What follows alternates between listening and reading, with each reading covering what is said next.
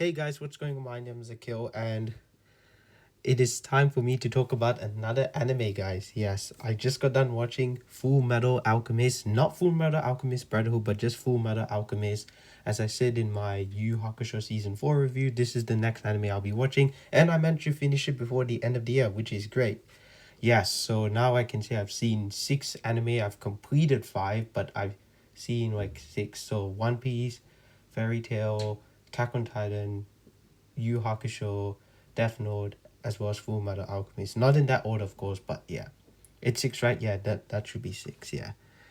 But anyway, this is one that I wanted to check out, even though Brotherhood exists. And you know, it's funny, when I was watching the show, I was like, maybe I should check out Brotherhood because I wasn't really feeling it at the start. And I'll go more into that when we get into like the positives and negatives and stuff. But I will say that I almost kind of tapped out because I genuinely wanted to move on to like I genuinely wanted to see like Brotherhood and see how good it was and compare it maybe. But I watched all 51 episodes over the course of 10 days, not 10 days in a row, but over the course of 10 different days.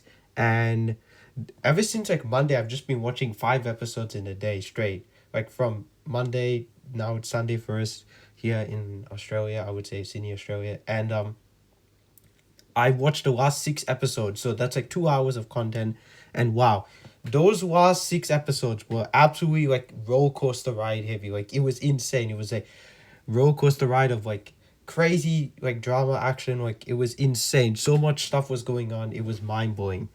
And honestly, I enjoyed the second half more, or should I say the anime exclusive stuff more, because I know that the second half of the show is not based off the manga. It's completely different.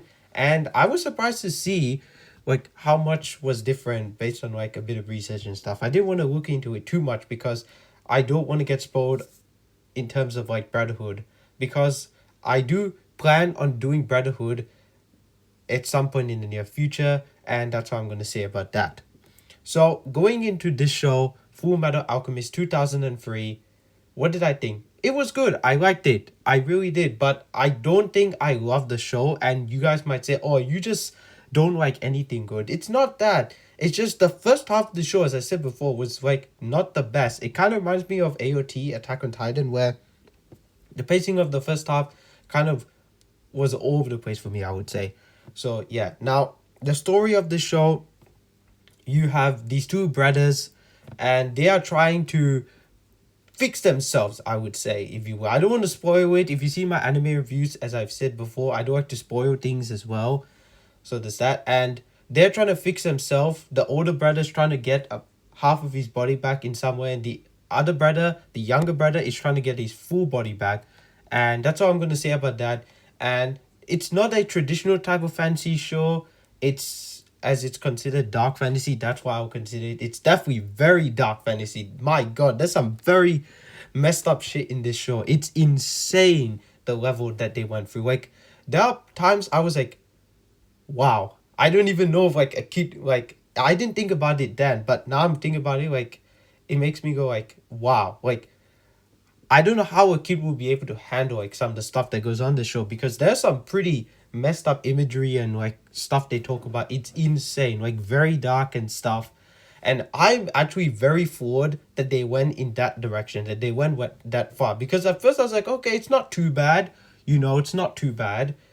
But then shit really hits the fan as you get more into it, and I was like, wow, okay, this is not the show I was expecting at all. There's a lot more blood than I was expecting, and I didn't mind it. It's not like AOT where there's full on violence, but that show handled the violence very well, as as did this show, I would say. And for sure that came out like 20 years ago, now 21 years. This is 2003, when end of 2024, I would say.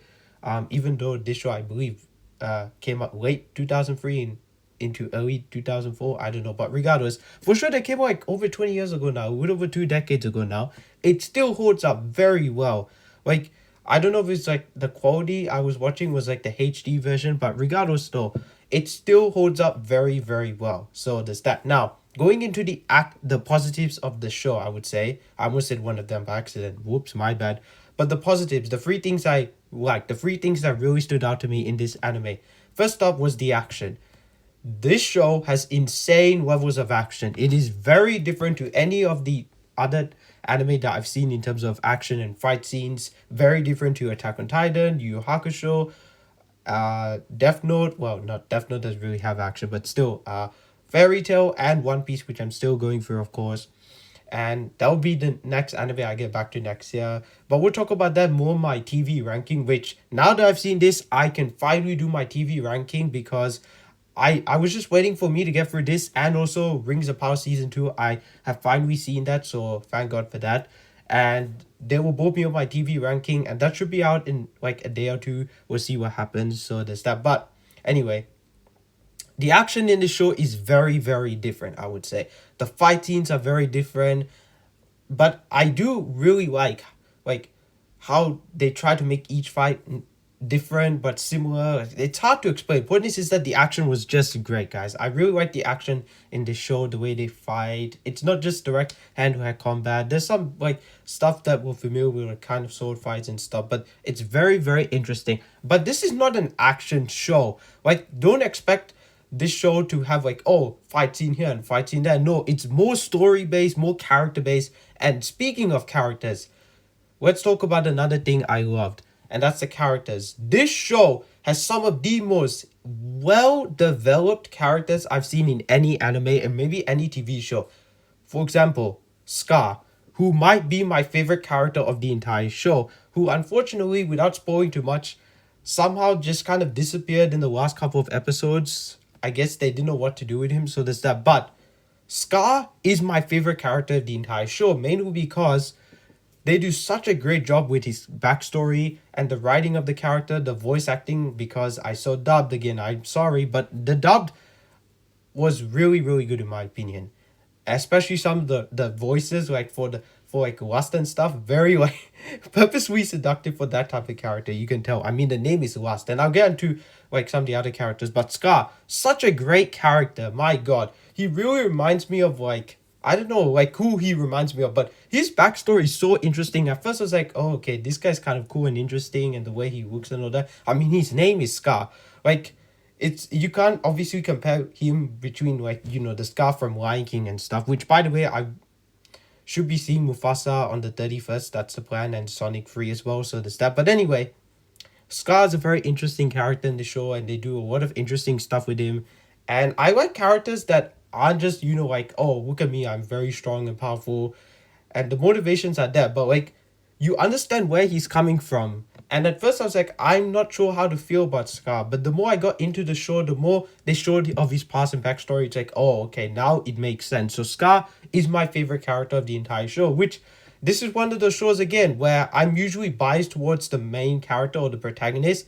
Much like Death Note, the main character is not my favorite character. It's another character. In Death Note, Light Yagami is the main character, but my favorite character of that show is Ryuk, who's not the main character, obviously, I would say. I mean, he's kind of the main character, but more of a really strong, like, supporting character, I would say. So there's that. Now, another character I also really like is, of course, the main brothers, or characters I really like are, of course, the main duo, the main brothers, the brothers that, you know, you can't just separate them. Like, it's really hard, you know. I almost thought his name was Alfred, but it's not. It's, oh my God, what, Alphonse? What? How did I just forget the guy's name and I just watched the show? Great. But Edward and Alphonse, yeah, Edward and Alphonse.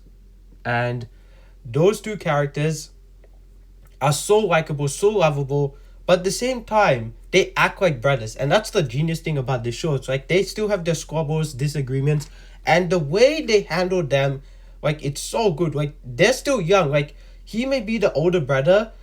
I'm talking about Edward, I would say that is. But the way he acts, he still kind of acts like a child because he has a reason for doing what he's doing and why they want the Philosopher's Stone in this show. And I'm not going to explain the reason why, obviously that'll be spoiling it, but let me just say that it all makes sense when you watch the show. It all makes sense. And speaking of making sense, and well, speaking of like things that happened in the show overall, I'm rambling on too much, I apologize. But the ending of the show, I would say, this is kind of a bonus thing, I would say, for positives. I didn't mind that it was kind of an open ending, you know, open air ending, if that kind of makes sense. I know there's a movie that kind of wraps up the show, but the fact that they left the show off like that, I didn't mind it. You know, I kind of like things like left up in the air for like the audience to figure out what happens next, what's going to happen. I do know there's a movie, but I don't know if I'm gonna watch it because I'm okay with just this. You know, it's not like X-Files where there was a movie that takes place in between season 5 and 6, and I watch it, and I know that's live action, and this anime it's totally different, but still.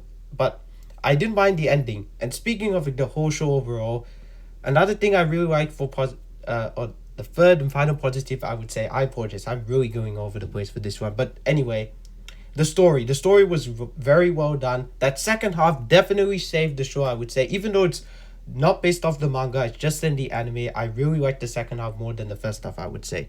So there's that. Now let's go into the negatives. And speaking of like first half, second half, the first half of the show was not the best for me. I was kind of tapped out of the show. Like, I'm not even joking. Like, I actually did want to move on to Brotherhood. I wanted to see Brotherhood, but I was like, you know what? I'm going to keep pulling through. I pulled through Yu Hakusho. I pulled through Fairy Tail. And I'm still pulling through One Piece. And, of course, I pulled through Death Note and Attack on Titan as well. But this show, like, I don't know what it is, man. There were kind of moments where I was like, it's kind of boring. I don't know what it is. But I still gave it a chance. And if I give up something, there has to be a genuine reason why. Like, this is an anime that's also kind of considered a classic now. I guess Brotherhood's now a modern day classic because it's not as old as this. Like, when did that come out? Like, 2009? Like, 13? I don't even remember, no. But anyway, the fact that this came over 20 years ago is definitely considered now a classic. And one of the big, like, anime of that era of, like, the 2000s for sure. But, the story, first off, I would say, was not the best, but the second half definitely picked it up. And speaking of the over pacing, the pacing was really all over the place. There were times the show would just throw so much stuff at you, and you'd be like, wait, what, hold on. There's a lot to process here. And then suddenly it would just slow down and kind of meander. There were 3 filler episodes, and I didn't mind any of them. My favorite was probably the one where we got kind of like a Catwoman character. Oh my god. That's for the fanboys out there, I'm sure. But episode 37, which is also filled in this show, I would say, that episode was hilarious. So, like, the first half especially. And it was a very chill episode, and I didn't mind it, I would say. So there's that. And it's far better than even some of the One Piece filler I've seen. And people say One Piece has the best filler overall. So there's that. But nah, this show had some crazy filler episodes, even though there was only 3, which is kind of crazy. But I don't know how much the Brotherhood series has. I'm guessing none because it's 100% faithful, but it is longer. Like, this is 51 episodes, that's 64 episodes, so there's that. But overall, the pacing was something that was kind of an issue, I would say. And finally, one other thing that I was not the biggest fan of is when it came to like their characters. Like, I almost said Alpha, I don't know why. Alphonse and Edward, Alphonse and Ed as they call him, I would say. There were times I felt like I don't know if I really got to know them fully. Like, if you know what I mean. Like, they weren't the most developed characters. Not to say that they didn't develop them at all. They did. They definitely did over the course of the show. Like, a job of the show is, like, for the main character to grow and evolve, right? Like, some of my favorite shows of all time, they do that really well. And some of my favorite movies of all time, even though it's just a one and done. Like, in that short run time, they can do it very well. But a show has the advantage of, you know, really fleshing out and taking time and spending time with a character, or characters in this case. And they do a good job. But unfortunately, I wish there was a little more, because, like, I felt like Scar and some of the other villains. Now I actually should talk about the villains because I forgot to talk about them before. But the 7 deadly sins, wow, some of the most interesting, well thought out villains I've ever seen in a TV show. They are so fascinating and they are said not that bad looking.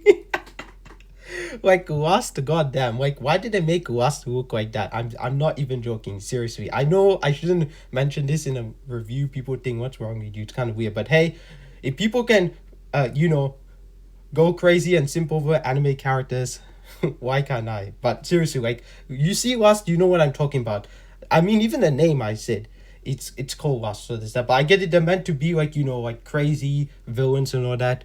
My least favorite out of them has to be Envy, although Gluttony's out there too, but also Rough. I don't know, it's hard to say, but my favorite's either Lust, because of, you know, obvious reasons, and I don't know, maybe Pride, because Pride was a very, very smart character, and that's all I'll say about that. But overall, Full Metal Alchemist was good. It was a fun show at times, but also a very deep, meaningful, personal, emotional show. Definitely a crazy roller coaster ride. When it started off, I did not know what I was getting into. And then when it ended off, I was like, wow, very, very interesting. Like, the ending was far better than I think it had any right to be. Because if I compare it to episode 1, it's like very, very different. Like, if you show just the first and last episode of this show to people who have never seen this show before, they're like, wait, what? Is this the same show?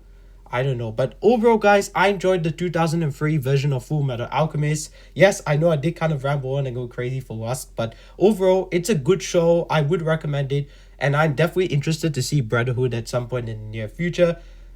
But that's it, guys. That's all the anime that I plan to watch this year, guys. Done and dusted. So there's that. Also, yes, I will be rating the show. And as a final score, I'm going to give Full Metal Alchemist 2003, or just Full Metal Alchemist, I would say, because this is just called Full Metal Alchemist, and then you have Full Metal Alchemist Brotherhood. But anyway, I'm going to give Full Metal Alchemist a 7 out of 10, but it's more like a 7.5 out of 10, much like Yu Yu Hakusho, because that second half really saved the show for me. Really, really saved the show. It started to get a lot more interesting after that second half really kicked in, after the, like, manga stuff disappeared and then the original anime stuff came in, because I believe it's like episode 25 or 26. That's no spoil, I'm just letting you know that's when things start to change. So there's that. But overall, it was good. And I did kind of feel like, whoa, like suddenly they're getting more like intense and all that. Wow, okay, sure, why not? But I'm genuinely curious to see what they do in Brotherhood that's different. So there's that. But I do know Brotherhood's considered like one of the all-time greats.